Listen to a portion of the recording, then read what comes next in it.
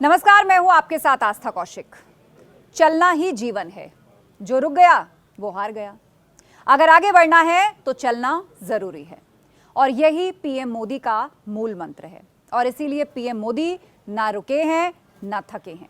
ठीक इसी तरह भारत भी विकास के हाईवे पर अब रेस लगा रहा है। और आज मैं आपको मोदी सरकार की ऐसी योजना के बारे में बताने जा रही हूं जिसे भारत की तरक्की को सुपर एक्सप्रेस वे पर लाकर खड़ा कर दिया है, जिसका नाम है पीएम गति शक्ति योजना। और अपने नाम की ही तरह यह योजना फुल स्पीड में भारत की ग्रोथ स्टोरी को आगे बढ़ा रही है।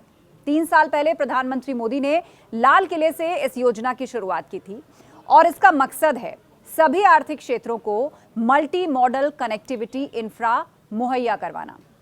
बस इसे ऐसे समझ लीजिए कि एक योजना नहीं है, बल्कि ये भारत को दुनिया के टॉप देशों से आगे पहुंचाने का एक रोड मैप है।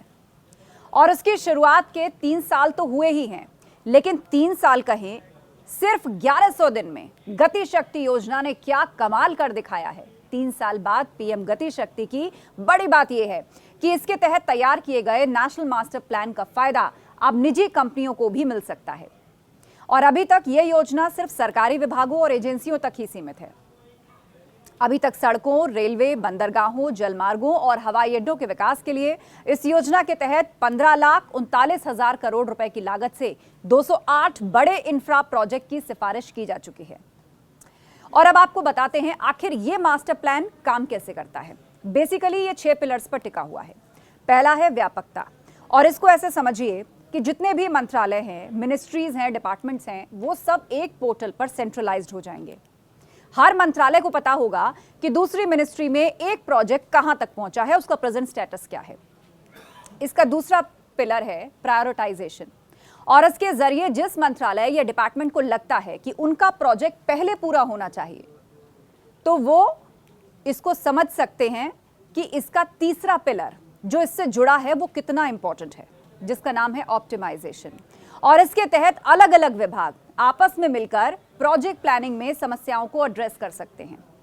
और इसकी तरह सभी विभाग आपस में लगातार अपडेट लेकर किसी भी प्रोजेक्ट को जल्दी से जल्दी पूरा कर सकते हैं।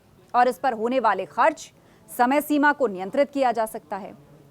और आसान भाषा में ऐसे समझिए कि किसी प्रोजेक्ट को पूरा करने के लिए कहां पर माल ढुलाई के लिए सबसे आसान रास्ता क्या होगा, ये इसी पोर्टल पर डिस्कस किया जा सकता है।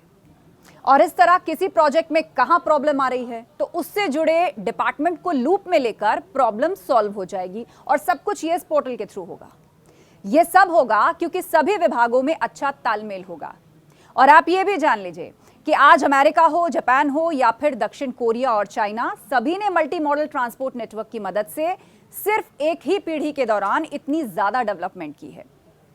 देश में सड़कों, रेल लाइंस, हवाई अड्डे, बंदरगाह, जलमार्ग का जाल बिछेगा तो सभी तरह के माल की ढुलाई की रफ्तार में तेजी भी आएगी। और इससे लागत में कमी आएगी, महंगाई पर काबू पाने में मदद मिलेगी, लोगों की कमाई तो बढ़ेगी, केंद्र और राज्य सरकारों की कमाई में भी अच्छा खासा इजाफा होगा।